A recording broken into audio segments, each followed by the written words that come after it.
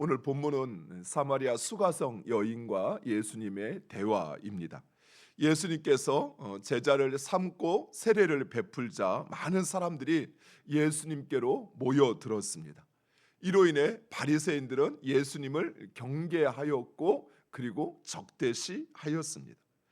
바리새인들은 오직 그들의 기득권에 위협이 되는 세력이라고 한다면 그들을 경계하였던 것입니다. 대표적으로 세례 요한과 그 제자들이었고, 이제 사람들의 관심이 집중되어지는 예수님에 대해서도 그렇게 하고 있는 것입니다. 그러나 오늘 본문에 보면 아직 예수님의 때가 이르지 않았기에 예수님께서 그들을 피해 갈릴리로 가신다라고 말씀하십니다. 요한복음에는 특별히 이 때가 강조됩니다. 아직 예수님의 때가 이르지 않았다, 아직 때가 되지 않았다, 때가 되어 라는 표현이 자주 등장합니다. 우리가 앞서 살펴보았던 가나의 혼인잔치에서도 예수님은 그렇게 말씀하셨죠. 아직 내 때가 이르지 않았나이다 라고 이야기했습니다. 또 대적들이 예수님을 잡으려 할 때도 때가 이르지 않아 잡지 못했다라고 이야기합니다. 여기서 말하는 때, 이 때는 단순히 시계가 가리키는 그 시간이 아닙니다. 이 때는 하나님이 계획하시고 이루어 가시는 그 구원의 결정적인 정점, 바로 그 십자가 사건을 의미하는 것입니다. 인간의 계획과 또는 인간의 회방과 상관없이 그것을 넘어서 하나님이 이루어 가시는 바로 그 하나님의 일하심의 그때를 가리키는 것입니다. 사랑하는 성도 여러분, 우리의 삶에도 하나님께서 일하시는 하나님의 때가 있습니다. 우리가 보기에는 더딘 것 같고, 아니 과연 그 때가 있기나 한가? 그 때가 오기는 하는가? 할 만큼 멈춘 것 같아 보여도 하나님께서 보시기에는 가장 완벽한 타이밍을 향해 가고 있다는 사실입니다. 우리가 기도를 하거나 또는 하나님 앞에 바라고 소원하는 일이 있을 때 우리가 원하는 때는 항상 지금이죠. 아니면 가장 빠른 시간. 왜냐하면 인간은 자신의 인생을 모르기 때문에 그래요. 만약 우리가 사업을 하거나 또는 어떤 큰 일을 계획할 때는 큰 계획을 세우죠. 그래서 그 일정들을 정합니다. 한 달 후에는 뭘 하고 1년 후에는 뭘 하고 10년 후에는 뭘 하고 이런 계획들을 쭉 세워서 하잖아요. 하지만 우리는 우리의 인생에 대한 계획이 없습니다.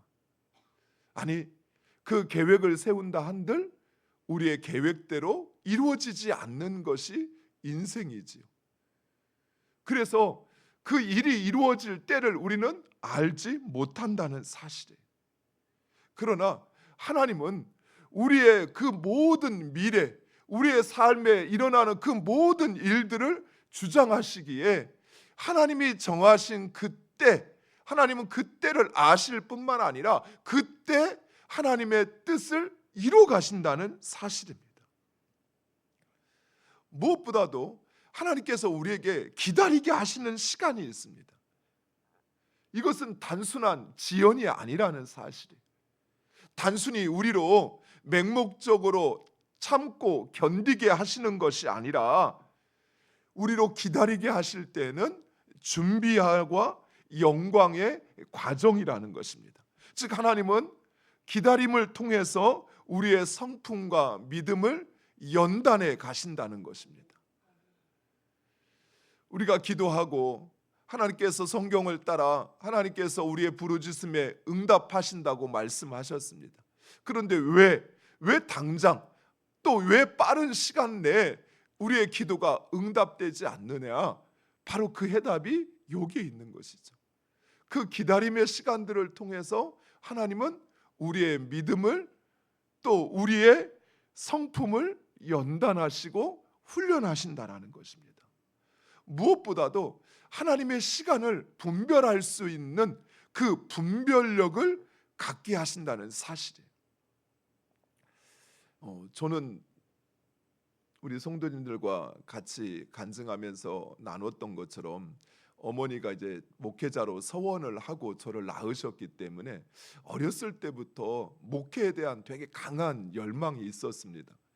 그래서 고등학교를 졸업하고 신학대학에 가자마자 남들 안 하는 교육전도사 사역을 찾아가서 또 개척교회 가서 사례를 안 줘도 되니까 실제로 사례를 받지 않았지만 교육전도사 시켜달라고 해서 그래서 대학 1학년 때부터 뭘 안다고 교육전도사를 했어요. 그리고 이제 신대원을 졸업하고 목사 안수를 받고 목사 안수를 제가 30살에 받았으니까요. 그때부터 빨리 담임 목사가 돼서 목회를 하고 싶었습니다. 그러니까 그때부터 기도하기 시작했어요. 10년이 됐어요. 이제 40살이 돼서 근데 아직도 하나님이 문을 안 열어주시는 거예요. 근데 이제 좀 나이적으로도 그러고 또 신앙의 연수도 목회 또 사역의 연수도 이 정도 됐으면 하나님께서 보내주시겠지 하면서 더 간절히 기도도 하고 또 기도만 한 게 아니라 이제 공고가 나면 이제 원서를 쓰기 시작했습니다. 근데 개척교회에서 교육전도사하고 작은 교회에서 전도사 한 사람을 누가 담임 목사 써주기나 하겠어요? 근데 그것보다 하나님께서 계속 기다리게 하시는 거예요. 근데 그 기다림의 시간 동안 별의별 생각을 다 했어요. 아무래도 나는 목회가 내 전망이 아닌 것 같아. 미랄 사역을 할 때는 나는 장애인에서 사회복지사 일을 해야 되는가 봐. 이런 생각도 들고 저런 생각도 들고 하나님이 왜 나한테 응답을 안 해주시는 거야. 그런데 이제 우리 교회 부임하게 되는 48살, 이제 47에 이제 우리 교회 최종 결정이 됐으니까요. 그때가 되는데 뭔가 모르는데 이제 하나님이 일하시는구나라는 것을 깨닫기 시작하는 거예요. 제 자신을 보고 저를 둘러싼 주변의 상황들에 일어나는 모든 사건들이 이제 하나님의 때가 되어 하나님이 일하시는구나라고 하는 마음의 확신을 주셔요. 그리고 이제 저희 교회 부임을 담임 목사로 부임을 하게 됐습니다. 그 시간들을 지나가면서 기다리게 하시는 것뿐만 아니라 하나님께서 이제 뭔가 누군가 저에게 이야기를 하는 것이 아닌데 하나님이 일하실 때가 되었다라고 하는 마음의 확신이 강하게 찾아오는 거예요. 그래서 주변 사람들에게도 그 이야기를 했어요. 어떻게 결과가 됐어? 어때? 소식이 있어? 이런 사람들을 물어볼 때마다 하나님께서 이제 일하실 때가 되었어. 걱정하지 마. 이제 하나님 일하실 거야. 저도 모르게 제 입에서 그 고백이 나오는 거예요. 그저 막연한 바람의 고백이 아니라 이 고백은 분명한 확신의 고백이 나오는 것이죠. 이처럼 하나님께서 때로는 우리가 원하고 바라는 일들, 또 하나님 앞에 기도하고 또 하나님께서 이루어지기를 우리 간절히 원하는 그것에 대하여 하나님께서 무엇보다도 우리로 하여금 기다리게 하실 때, 그리고 그 때가 되었을 때 영적으로 분별케 하시는 그 은혜를 누리게 된다는 사실입니다. 그러니까 사랑하는 성도 여러분, 기다리게 하시는 것, 그토록 내가 기도했는데 눈물 뿌려 기도하고 목매어 기도하고 부르짖어 기도하였음에도 아직 이루어지지 않았다라고 하는 그것에 대해서 여러분이 낙심하거나 절망할 필요가 없는 것이 하나님은 분명히 여러분의 기도를 들으시고 응답하십니다. 다만 그 하나님의 때인데 또 그 때 역시 우리로 기다리게 하실 때에는 하나님께서 우리의 성품과 또는 그 하나님의 응답하심을 감당할 수 있는 그 믿음으로 우리를 준비시켜 가고 있다는 사실이에요. 물론 우리는 나는 다 준비됐다고 생각할 수 있어요. 나는 이제 맡겨만 주시면, 이제 나에게 그 축복을 허락만 하시면 내가 그것을 잘 관리하고 또 하나님의 뜻대로 행할 수 있다라고 스스로 생각하지만 그렇지 않아요. 내가 보기에는 준비됐을 수 있지만 하나님 보시기에는 아니에요. 그리고 스스로 내 안에 영적 분별력이 생겨서 그 하나님의 때인지 아닌지를 분별할 수 있는 분명한 확신이 찾아오게 된다라는 거예요. 그것이 바로 내가 내 믿음의 준비가 되었다라고 하는 것이거든. 근데 그것이 나에게 있는가? 그렇지 않다면 하나님은 지금 나로 기다리게 하시고 나의 성품과 믿음을 연단하시고 준비시켜 가고 있다는 사실이에요. 사랑하는 성도 여러분, 어린 아이가 아무리 강하게 보챈다고 해서 그래서 그 아이에게 주방장이 쓰는 그 날카로운 칼을 쥐어주는 부모는 없습니다. 그 아이가 그것을 다룰 만할 때, 그것을 다뤄도 자신을 상하지 않게 할 때, 그때 그 손에 부여잡게 해주시죠.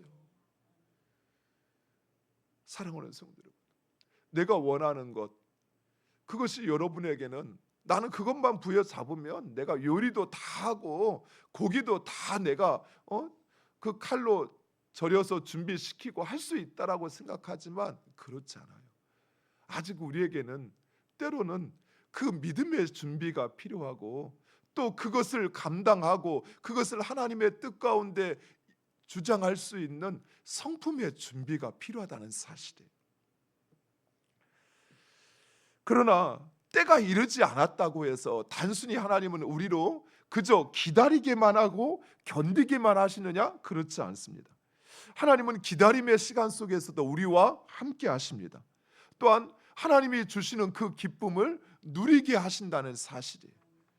그저 맹목적으로 그냥 기다리고 멍하니 있는 것이 아니라 오히려 그 시간 하나님이 나와 함께 하심을 내가 좀 더 구체적으로 깨닫고 확신하게 되어지고, 또한 그 시간을 통해서 하나님이 순간순간 내가 너와 함께하고 있고 내가 너의 기도를 듣고 있고 응답할 거라고 하는 그 기쁨을 우리에게 주신다는 것이, 때로는 내 기도에는 응답하지 않는데 중부 기도에는 하나님이 응답해 주십니다. 때로는 내가 노력한 것은 성취되지 않는데 내가 옆에서 도왔던 일들은 잘 성취되고 이루어지는 것을 보게 하셔요. 그래서 우리로 하여금 그 끈을 놓지 않게 하시는 것입니다. 예수님은 바리새인들을 피해 유대 땅을 떠나 갈릴리로 가십니다. 그런데 예수님은 유대인들의 일반적인 경로를 벗어나 사마리아로 통과를 하십니다. 당시 유대인들은 유대에서 갈릴리를 가거나 갈릴리에서 유대 땅으로 내려올 때 이 오른쪽에 있는 요단강을 건너가서 요단 동쪽을 지나서 유대 땅으로 내려오고, 유대에서도 요단강을 건너가서 요단 동쪽으로 해서 북쪽으로 올라갔습니다. 사마리아를 지나지 않았습니다. 왜냐하면 이 사마리아인 땅은 구약시대에 북이스라엘이 멸망할 때 아수르가 이방인들을 사마리아로 이주시킴으로써 유대인과 이방인의 혼혈족들이 살고 있는 것이었습니다. 유대인도 아닌 것이 이방인도 아니고 이방인도 아닌 것이 유대인도 아닌 그런 사마리아인들이 살고 있었어요. 그래서 유대인들은 차라리 이방인들보다 사마리아인들을 더 멸시하고 그들과 상종하지 않았던 것입니다. 그런데 예수님은 그 모든 사람들의 인식과 차별을 벗어버리고 그 길을 가십니다. 이런 사실은 이어지는 예수님과 수가성 여인과의 만남이 예수님의 의도된 계획이었다라는 사실을 우리에게 말씀해 주고 있습니다. 무엇보다도 예수님은 사람들이 만든 그 모든 차별을 허물고 하나 되게 하시는 분이라는 사실입니다. 우리가 앞서 니고데모를 살펴보았죠. 즉 예수님은 유대인 니고데모는 당시 바리새인이요 산헤드린의 의원이었습니다. 유대인의 핵심에 있는 지도자였습니다. 니고데모나 수가성 여인이나 모두 예수님에게는 동일하다는 사실입니다. 사랑하는 성도 여러분, 이처럼 예수님은 우리에게 있는 그 모든 벽, 우리는 그 벽을 정당화할 수 있어요. 이런 이유 때문에 벽을 만들고 다른 사람을 차별하고 또 그 분리를, 구분을 우리는 정당할 수 있어요. 그러나 하나님은 결코 우리가 그 벽으로 인하여 나뉘어지고 분열되어지고 차별하는 것을 결코 원하지 않는다는 사실이에요. 이 땅을 창조하신 하나님에게는 모든 사람이 다 하나님의 창조물이요, 그리고 그 하나님이 이루어 가시는 하나님의 백성이 되기를 원하신다는 사실이에요. 사상, 이념, 신분, 그 모든 것도 우리 하나님에게는 차별의 정당한 이유가 되지 않는다는 사실입니다. 하물며 예수 그리스도의 이름으로 모인 교회 안에서 내 사람, 네 사람, 우리 편, 네 편 이렇게 나누어지는 것을 하나님이 결코 원하실까요? 우리는 종종 교회 안에서도 이런 구분을 우리 안에 스스로 벽으로 만드는 성향들이 있어요. 교회 안에서는 때로는 그 모임과 함께하는 일들을 효율적으로 하기 위해서 구분을 하죠. 여전도회로 구분하고 구역으로 구분을 하고 또 섬기는 팀들이 이렇게 나누어져서 각각의 역할을 합니다. 그 구분은 우리가 하는 일들을 좀 더 효과적이고 효율적으로 하기 위해서 구분하는 것이지, 자기들끼리 모여있는 그 그룹들끼리 그들만이 마치 뭔가 더 친하고 특별한 것처럼 그렇게 하라는 것이 아니에요. 여러분이 속해 있는 그 모임을 향한 여러분의 충성이나 함께함에 대한 소망을 갖는 것은 좋은 것이지만, 그것이 그 밖에 있는 사람들을 차별하는 것이 되어지는 그 순간부터는 그 모임은 결코 하나님이 원하시는 것이 아니에요. 그래서 여러분 안에 그 벽을 세우려고 하는 마음을 계속 허무셔야 돼요. 우리끼리, 너는 내 사람이니까 내가 특별히 너한테만 이야기하는데, 이런 표현들이 우리에게서 사라지셔야 돼요. 왜냐하면 하나님이 결코 그런 차별과 벽을 원하지 않으신다는 사실이에요. 하나님은 우리 모두가 여러분이 가지고 있는 각각 다양한 성향과 기질과 특성과 역할과 그 차이에도 불구하고 하나 되기를 원하신다는 사실입니다. 예수님께서 수가성 그 야곱의 우물에 도착하셨을 때는 제6시였습니다. 제6시는 현재의 시간으로 하면 정오 12시를 가리킵니다. 예수님께서 이 야곱의 우물 곁에 앉아 계시는데 사마리아인 여자 한 사람이 물을 길러 그곳에 옵니다. 지중해에서 한낮에 물을 길러 오는 사람은 없습니다. 가장 뜨거운 시간, 움직일 수 있는 시간이 아니라는 것이에요. 하지만 이 여인은 사람들의 시선을 피해서 의도적으로 그 시간에 항상 그곳에 물을 길러 왔다는 사실입니다. 즉 예수님께서 그 시간 그곳에 앉아 계신 이유는 바로 그 여인을 만나기 위해서라는 사실이에요. 근데 더 놀라운 사실이 있어요. 니고데모는 예수님을 찾아왔죠. 한밤중에.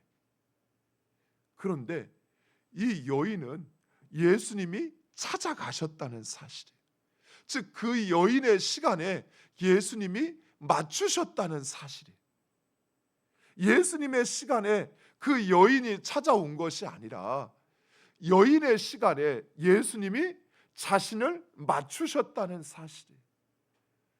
사랑하는 성도 여러분, 이처럼 하나님께서 우리에게 찾아오시고 또 우리 가운데 일하는 그 시간은 하나님이 임의적으로 정한 시간이 아니라 오히려 우리의 때에 맞추신다는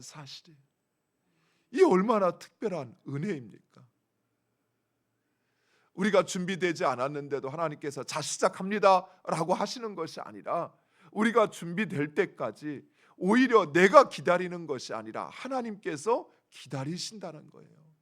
기다리셔서 우리가 준비가 다 되면 그러면 하나님이 그 일들을 이루어 가신다는 것입니다.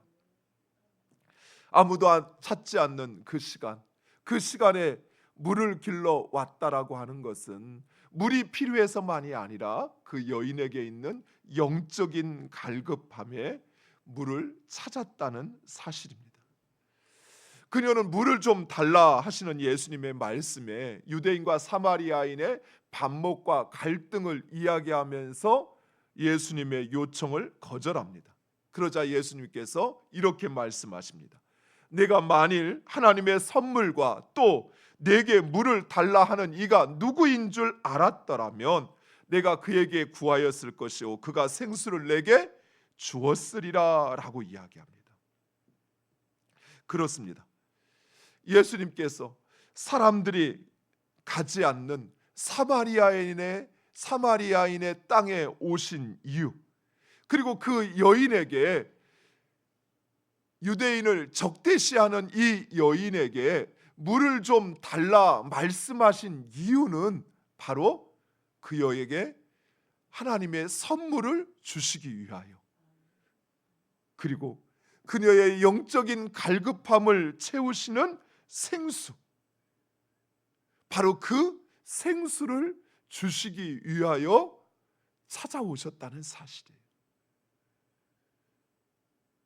사랑하는 성도 여러분, 하나님께서 우리를 찾아오시는 이유, 그것은 바로 하나님의 선물이신 예수 그리스도를 우리에게 허락하시기 위함일 뿐만 아니라, 그리고 영원히 목마르지 않는 우리의 영적인 갈급함을 채우는 생수를 주시기 위하여 오신다는 사실입니다.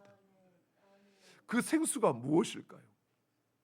우리 요한복음 7장 38절과 39절에 있는 말씀을 찾아서 읽겠습니다. 요한복음 7장 38절과 39절.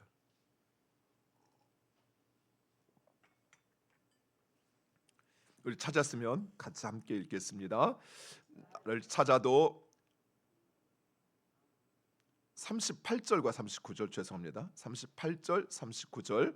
나를 믿는 자는 성경의 이름과 같이 그 배에서 생수의 강이 흘러나오리라 하시니 이는 그를 믿는 자들이 받을 성령을 가리켜 말씀하신 것이라. 예수께서 아직 영광을 받지 않으셨으므로 성령이 아직 그들에게 계시지 아니하시더라. 아멘. 그렇습니다. 예수님께서 그 여인에게 말씀하시는 영원히 마르지 않는 생수, 그녀의 영적인 갈급함을 채우는 것, 그 생수는 바로 성령을 가리키시는 거예요. 하나님과 예수 그리스도를 통해서 우리에게 주어지는 성령, 그 성령이 우리 안에 있는 그 모든 영적인 갈급함을 채운다는 사실입니다. 사람들은 누구나 내면에 영적인 갈급함을 가지고 있습니다. 왜냐하면 인간은 하나님의 형상으로 창조되었는데 죄로 말미암아 그 형상을 잃어버렸어요. 그래서 인간 안에 있는 그 내면에 존재했던 하나님의 형상을 그 무엇인가로 채우려고 하는 것이죠. 그래서 어떻게 합니까? 사람들은 하나님이 아닌 다른 것을 신으로 여겨 그것을 쫓아가기도 하고, 세상적인 것, 성공을 얻어야만 내 안에 그 갈급함이 채워질 것 같고, 또는 많은 것을 가져야만 내 영적인 갈급함이 채워질 것 같고, 그 영적인 갈급함을 채우기 위해서 끊임없이 세상의 것을 채우죠.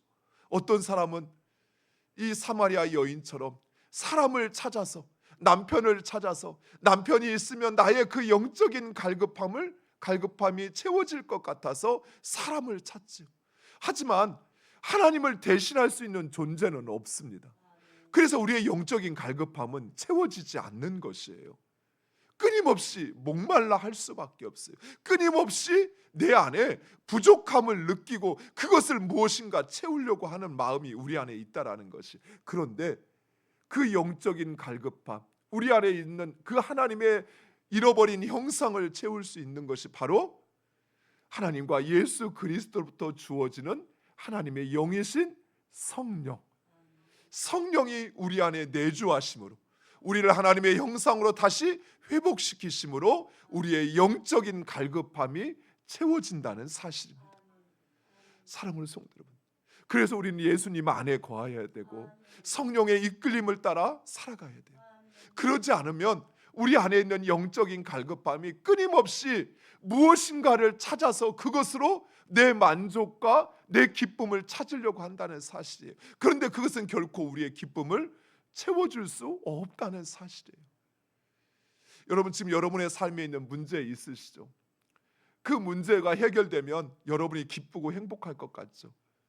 우리 인생, 제가 56년을 살아왔는데 56년 동안 계속 이것이 반복됐어요. 저것만 사면 내가 행복할 것 같아요. 그래서 어떻게든 그것을 샀어요. 그러면 이제 행복하고 즐거워지잖아요. 아니요, 또다시 무엇인가를 갈망해요. 또다시 무엇인가가 있어야 내가 더 행복할 것 같아요. 자녀가 문제가 있을 때는 이 문제만 해결되면 내가 행복할 것 같아요. 평안할 것 같아요. 그런데 그 문제가 해결되고 나니까 또 다른 문제가 생겨서 내 마음에 채워지지 않는 갈급함이 있어요. 맞습니다. 우리의 인생에 지금 여러분의 삶의 문제 때문에 여러분이 불행한 것이 아니라는 사실이에요. 여러분 안에 영적인 갈급함이 채워져야 돼요. 주의 성령으로 충만해져야 되고 그 성령의 이끌림에 순종할 때 여러분이 가지지 않아도, 없어도, 해결되지 않아도 그 마음에 풍성함이 있다는 사실이에요. 채워짐이 있다는 사실이에요. 그래서 우리는 바로 그 성령을 구하셔야 돼요. 주의 성령으로 충만케 해달라고. 성령으로 충만하면 가난하도 부유합니다. 성령으로 충만하면 힘이 없어도 능력이 있어요. 강해져요. 성령이 있으면 사람들이 인정하지 않아도, 내게 명예와 명성이 없어도 내 안에 나의 자존감이 하늘보다 더 높아질 수 있어요. 왜요? 하나님께서 그 모든 걸 책임져 주시니까요. 근데 성령은 뒷전이고 지금 내 눈에 보이는 것, 내 마음에 원하는 그것만을 쫓아다니니 그 문제에 인해서 불평하고 원망하고 실망하고 좌절하지만, 그리고 그거 가지고 때로는 하나님 앞에 간절히 간구하고 기도하지만 하나님은 그보다 더 좋은 것, 다시 목마르는 그 우물물을 주시는 것이 아니라 영원히 목마르지 않는 그 여러분의 속에서 생수를 품어내는, 생명을 품어내는 성령을 주시기를 원하신다는 사실이에요. 그 성령을 구하셔야 돼요. 그러면 더 이상 갈급해하지 않게 돼요. 더 이상 세상의 것, 그것이 없어서 내가 불행하다고 생각하지 않아요. 사랑하는 성도 여러분, 이 시간 예수 그리스도 안에 거하는 삶이 되게 해달라고, 그리고 그 성령으로 충만케 해달라고 기도하는 여러분 되시기를 축원드립니다. 기도하겠습니다. 아버지 하나님 감사합니다.